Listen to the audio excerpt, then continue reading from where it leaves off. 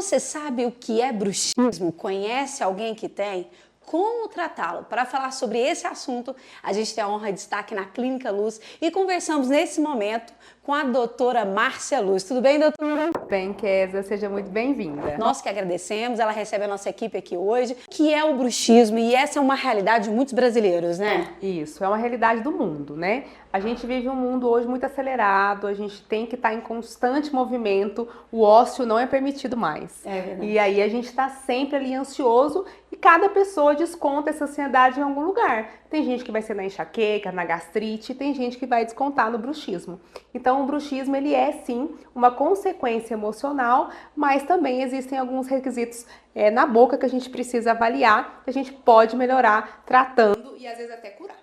Então tem a ver com o emocional, nada de genético. Ah, meu pai teve bruxismo, eu também vou ter. Não é nessa situação. Como tudo, né? A gente herda, o fruto não cai longe do pé, não é isso? Então, assim, se meu pai tende a ter uma gastrite no quesito emocional, eu também posso ter essa consequência. Mas não quer dizer que se meu pai tem a gastrite, eu vou ter a gastrite. Se meu pai tem o bruxismo, eu vou ter o bruxismo. Por quê? Porque ele é multifatorial.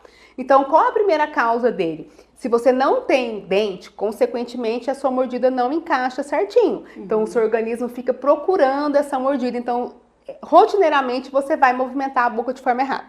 Se eu tenho todos os dentes e esses dentes não encaixam de forma correta, ou seja, a minha oclusão não é correta, consequentemente, eu também posso ter algum apertamento, algum bruxismo, algum desencaixe que vai ser em consequência disso. Por último, nós temos hoje o balanceamento da mordida, que antigamente não existia. A gente faz o escaneamento da boca do paciente, igual o carro, a gente sabe qual é a força que a gente coloca em cada dente. Tem gente que pisa torto mais de um lado, mais do outro, isso também existe na boca, mesmo tendo todos os dentes. Então isso hoje a gente consegue diagnosticar. E depois a gente tem o emocional, que todos nós temos. Todos nós temos um estresse em algum momento. Então a gente tem que controlar isso para não descontar na boca, mas se você tem todos os dentes alinhados e balanceados, você tem menos chance de ter bruxismo, certo? Quais são as consequências do bruxismo?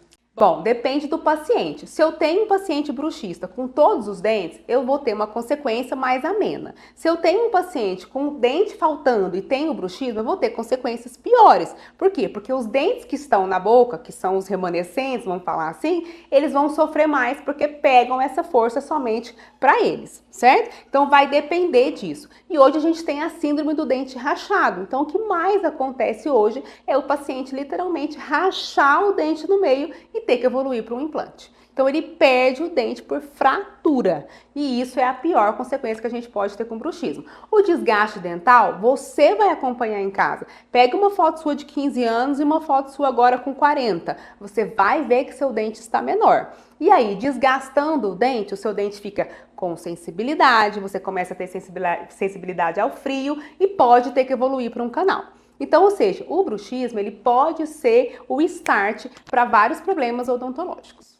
Como tratar esse paciente que tem bruxismo, né? Tem algum aparelho que ele usa? Vai ter que tomar um antidepressivo, até mesmo para acalmar os ânimos? O que faz com esse paciente? Então, o paciente, aqui na clínica principalmente, a gente planeja esse tratamento integral e integrado. O que é integral? É entender o paciente de dentro para fora, é entender que essa doença, bruxismo, ela vem de um indivíduo e não somente da boca.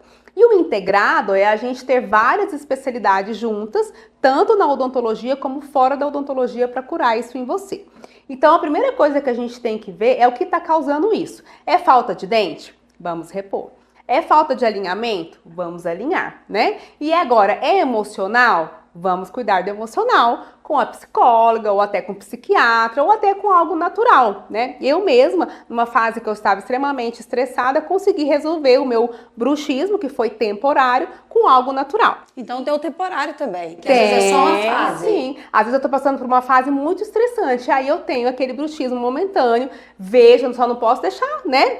A livre, eu vou lá, vejo, cuido. Se fosse o caso, faz uma plaquinha para você dormir, que é a placa miorrelaxante, que é o que você vai usar para sempre, como se fosse o óculos. Não consegui resolver com nada. Repus os dentes, alinhei uma minha mordida, fiz o tratamento emocional, fiz a fisioterapia. A gente tem hoje o tratamento integrado com o fisioterapeuta. Então a gente tem hoje fisioterapia para uma seta. Você desaprende a apertar o dente. teve uma onda de aplicar Botox. Sim. Lembra? Sim. A gente verificou que, ok, o Botox funciona, mas é como se você tivesse aquela testa extremamente ativa. Não dura nem 2 meses. Então não vale muito a pena. Então, o Botox não resolve muito para aquele bruxismo bem severo, porque aqui é um músculo muito forte. Então, a fisioterapia tem se mostrado um excelente caminho, aonde você vai desaprender a fazer esse movimento com fisioterapia, certo? Nada resolveu. Aí eu vou fazer a plaquinha para dormir, que é a plaquinha meio relaxante, que você dorme, ao invés de você destruir o dente, você destrói a placa. E aí você tem que trocar essa placa sempre que você verificar que ela está desgastada. E criança, pode ter bruxismo? Com certeza. E isso está sendo muito frequente. E aí, qual é a principal causa da criança bruxista? Excesso de estímulo.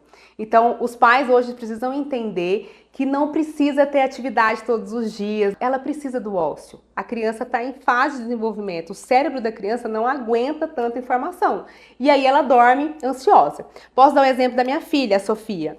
Ela não assiste tela. Ela assiste tela 30 minutos por dia no máximo, porque eu tenho esse conhecimento. Às vezes vai para casa da vovó, a vovó vai ficar brava comigo. Às vezes fica lá com a menina e ela assiste um pouquinho mais. Neste dia que ela assiste mais, eu escuto ela ranger o dente. Então, como ela não assiste tela, eu tenho claro comigo qual é a consequência da tela na vida dela. Então, o desenho, ele tem sequências de imagem que ativam muito o cérebro da criança e deixa a criança estressada. Então, já ouviu que quando a criança tem muito estímulo, ela tem dificuldade de dormir? Verdade. Por quê? Porque ela não consegue trabalhar aquele tanto de estímulo. Então, hoje tem muita criança bruxista, infelizmente, porque a gente está com excesso de tela, excesso de estímulo. Conta pra gente aqui das suas redes sociais, que a gente sabe que você está sempre colocando novidade lá. Bom, gente, quer saber mais um pouquinho sobre isso, quer acompanhar a nossa vida, né? Nossa família Luz aí que está enfronhada nessa odontologia. Segue o Instagram da clínica, que é @luzespaçointegrado. E também segue o Instagram meu ou do meu esposo, que é @marcialuzmarques e @Dr. Ricardo Henrique de Oliveira.